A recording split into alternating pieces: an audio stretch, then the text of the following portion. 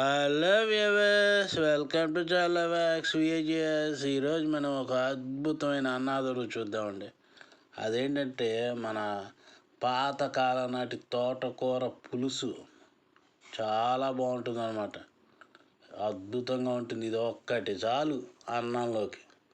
ఎలా చేయాలో చూద్దాం. ముందుగా పొయ్యి మీద ఒక ప్యాన్ పెట్టుకుని ఒక చెంచాడు నూనె వేసుకుని తాలింపు గింజలు వేసుకుందాం. తాలింపు గింజలు అని తెలిసిందే కదా. చెంచాడు పచ్చరపప్పు, చెంచాడు ఆవాలు, చెంచాడు జీలకర్ర, చెంచాడు చాయ్ మినపప్పు వేసుకుని ఒక 4-5 పచ్చిమిరపకాయలు చక్కగా చీలికలుగా చేసుకుని వేసుకోండి. ఒక పావు చెంచాడు ఇంగు కూడా వేసుకుని చక్కగా మొత్తం కలిసేటట్టుగా సమానంగా వేగేటట్టుగా అటు ఇటు కలుపుతూ ఉండండి. ఒక 3-4 నిమిషాలుగా చక్కగా వేగిపోతుంది. తాలింపు పచ్చిమిరపకాయలన్నీ చక్కగా వేగేటట్టుగా అటు ఇటు కదుపుతూ ఉండండి. ఒక 3-4 నిమిషాలకి చక్కగా వేగిపోతుంది. వేగిందో లేదో ఒకసారి చూసుకోండి. బాగా వేగిపోయింది అనుకున్న తర్వాత ఒక మీడియం సైజు ఉల్లిపాయ ఒకటి తీసుకుని చక్కగా చిన్న చిన్న ముక్కలు చేసుకుని ఇలా వేసుకోండి. వేసుకుని ఆ ఉల్లిపాయ ముక్కలు కూడా బాగా కలపండి అటు ఇటు. కలిపిన తర్వాత పావు చెంచాడు పసుపు వేసుకోండి. ఆ పసుపు కూడా బాగా పట్టేట్టు చక్కగా ముక్కలు మొత్తానికి అటు ఇటు కలపండి.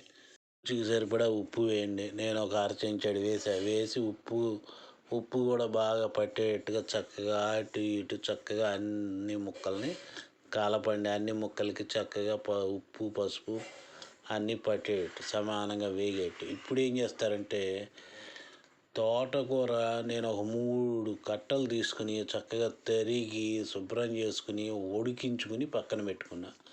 నీళ్ళన్నీ పిండుకుని ఆ తోటకూర మొత్తం వేసేసుకుని చక్కగా బాగా కలపండి. చక్కగా మొత్తం కలిసేటట్టుగా చక్కగా ఆ తోటకూర, పచ్చిమిరపకాయ, ఉల్లిపాయ ముక్కలు అన్నీ బాగా కలిసేట్టుగా చక్కగా బాగా కలపండి. ఇప్పుడు ఏం చేస్తారంటే ఒక చిన్న నిమ్మకాయ అంత చింతపండు తీసుకుని ఇలా గుజ్జు పిసుక్కుని గుజ్జు కూడా వేసేయండి.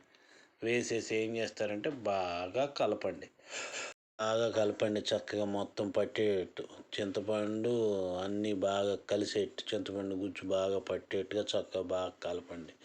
అటు ఇటు ఒక 2-3 నిమిషాలు బాగా కలపండి. కలిపిన తర్వాత ఏం చేస్తారంటే ఒక మూత పెట్టండి. మూత పెట్టేసి ఒక్క 4-5 నిమిషాలు లో ఫ్లేమ్లో అలా వదిలేయండి.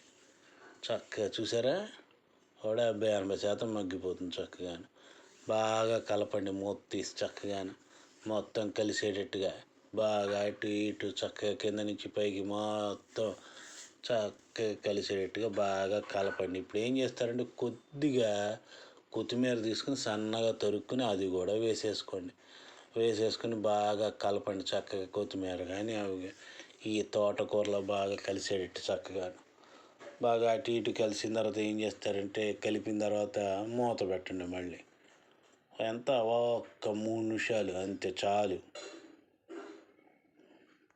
బాగా మగ్గిపోయింది చూసారా 90% దాకా చక్కగానే బాగా కలపండి. చక్కగా మళ్ళీ బాగా కలిసి కింద లో ఫ్లేమ్ పెట్టుకోండి. చాలు, ఎక్కువ మంట పెట్టుకోవద్దు. చక్కగాను ఈ లో ఫ్లేమ్లోనే చక్కగా బాగా అటు ఇటు కలపండి. 2-3 నిమిషాల తర్వాత పొయ్యి కట్టేయండి. అయిపోయింది. అద్భుతమైన తోటకూర పులుసు రెడీ. చాలా అద్భుతంగా ఉంటుంది. ఇది ఒక్కటి చాలండి అన్నం మొత్తానికి. అసలు ఏమీ అక్కర్లేదన్నమాట. తోటకూర పులుసు గురించి పూర్వకాలంలో పెద్ద పెద్ద కథలే ఉన్నాయండి బాబు. ఒకసారి చేసి చూడండి, చాలా బాగుంటుంది. Please subscribe, share and like. Thank you.